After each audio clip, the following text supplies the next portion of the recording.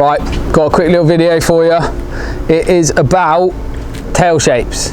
Now, I know it's a question that people always ask me, what tail shape should I have on my next board? And there's loads of different options. Obviously, you've got swallow tails, squash tails, pin tails, diamond tails, rounded pin, rounded squash, square tails, chop tails, flip tails. You got so many different tails. It's really, really hard to know what's going to suit you the best. So we're going to run through what tails do, and hopefully it'll give you some insight into what sort of thing you should go for on your next board. Now, first thing I'll say about tails is they're a little bit like a steering wheel on a car.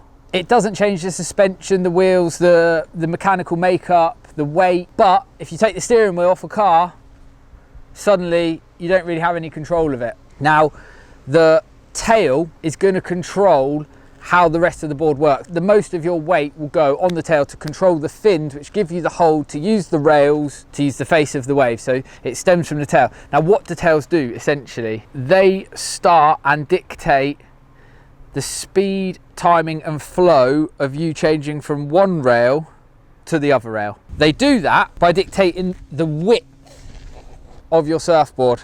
The wider the width at the back of the board is, the longer in theory it will take you from to go that rail to that rail. You can sometimes see models and specific models have specific tails. Well, technically speaking, you could change the tail shape on a model just to give it a different feel, to give it a slightly different width, and it can change it subjectively for you to love it. If you didn't like it in the other tail. It's the same with fins. You can put medium fins in or large fins in, or they're going to change subjectively the feel of that board for you, but it's not going to change the overall design characteristics of the board. So first thing I'll start on is what I think is one of the most all-round tails, one of the most high-performance tails, and a tail that I would say, yeah, basically a really nice all-round tail. It gives you a lovely blend of hold off the bottom and the release on top, and that is the swallowtail. The reason that it offers such a all-round experience is that it uses the maximum rail length of the board. The board can't be any longer than this. If the board ends here, you've got the extended rail line. It also offers you a pivot so that when you weight down on the board on the bottom, you're changing from this rail to the flat quite abruptly on a swallowtail, and that's going to give you a little bit of hold or slow you down quicker, basically, by burying that almost like another fin in that period. So a swallowtail is going to be really, really good for forward momentum down the line, keeping this rail straight because of the width in the tail, because it's as wide as it can get. It's also going to offer you a nice amount of release as you slow down completely from this swallowtail burying in the water, let go of that as you release the rail, and suddenly you've got a wide tail that offers release and a change of direction, a very sudden change of direction. So that's why it's really, really good high performance tail. Now, you can dramatically change the way a swallowtail works by making it a small swallow or a really wide swallow. A wide swallow is something you see on a lot of fishes. Now, if we were to make this board a square tail, it wouldn't change dramatically the feeling. What it would do is offer a little bit more release off the top, and it would offer a little bit less speed control right at the bottom of the wave if you just went a square tail. But essentially the width of the tail is what you're feeling, and the swallowtail's allowing for that.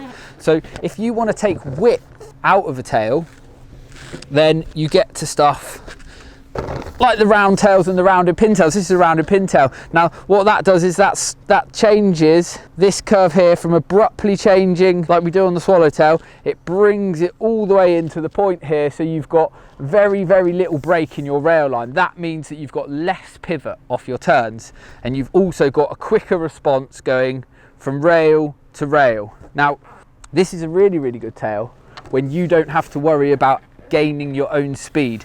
This is a really, really good tail when the wave is fast and you're picking the right line, the critical line to do the best surfing that you can do. When you don't have to think about speed, you don't have to think about sensitivity so much because you're going so fast. These bring those tails really, really nice and tight, so you've got loads and loads of hold on rail, so you don't really ever get the release like you do on a swallowtail. You get that hold on line to maintain your wide arcs as you're going so fast trying to wash off that speed. You're not trying to wash off the speed really, really quickly. You're trying to use the line to drag back and slow you down. So the lack of width is going to give you sensitivity at high speeds and the ability to do long drawn out arcs without sliding out, without breaking and pivoting through that turn. Another good example, a wing that brings in the overall width of the tail, and then a flat part of the tail just to offer you still pivot. So you've got pivot points through the pocket on your wing as it comes in. So you've got loads and loads of rail to rail activity and sensitivity, but you've also got a lot of width maintained. So you're only feeling the lack of width when you're burying that tail and you're trying to stop and pivot and then go again into your turn. So it essentially, what a tail shape is doing is it's controlling your speed and pivot through turns on any particular wave. So if you're looking for an all-round tail, the swallowtail is a really, really good option. If you're looking for an all-round tail with a little bit more hold, you still want to keep that width for when the waves are smaller, but you still want a lot of quick sensitivity and rail to rail action, then something like a pulled in squash tail, which you see synonymously on a lot of shortboards, is going to be a really, really good option. If you're looking for something that deals with a lot of speed in the wave, i.e. bigger waves or more powerful waves, then a rounded pin, going to extend your rail line out loads, is a really, really, really good option.